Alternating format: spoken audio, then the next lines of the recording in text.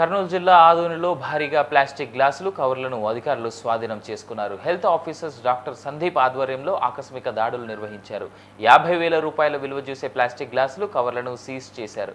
విషయం తెలుసుకున్న కొందరు వ్యాపారస్తులు దుకాణాలను బంద్ చేశారు. ప్రకృతికి హాని కలిగించే ప్లాస్టిక్ వినియోగాన్ని తీవ్రంగా నిరోధిస్తామని, ప్రభుత్వ నిబంధనలు ఉల్లంఘిస్తే భారీగా జరిమానాలు, కఠిన చర్యలు తప్పవని హెచ్చరించారు.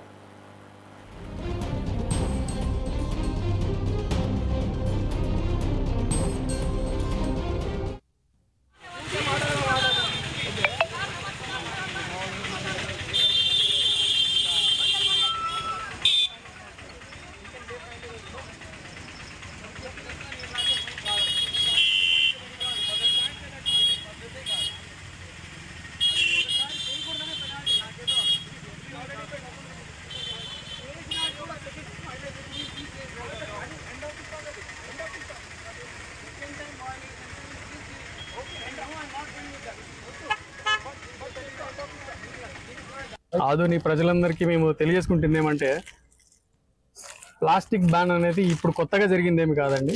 చాలా సంవత్సరాల నుంచి మేము మా మున్సిపాలిటీ నుంచి రెగ్యులర్గా ఈ వర్కౌట్ చేస్తూ ఉన్నాము.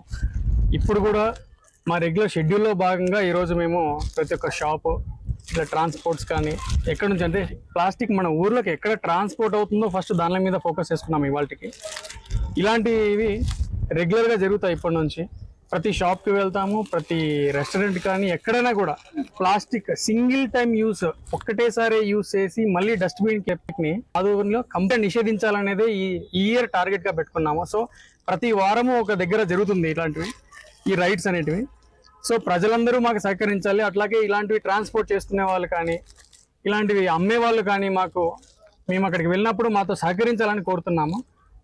ప్లాస్టిక్ అనేది దీనివల్ల ఎంత నష్టం జరుగుతుందో మేమే మార్నింగ్ మాకు తెలుస్తుంది. దాన్ని క్లియరెన్స్ చేసేటప్పుడు కానీ, దాన్ని డిస్పోజ్ చేసేటప్పుడు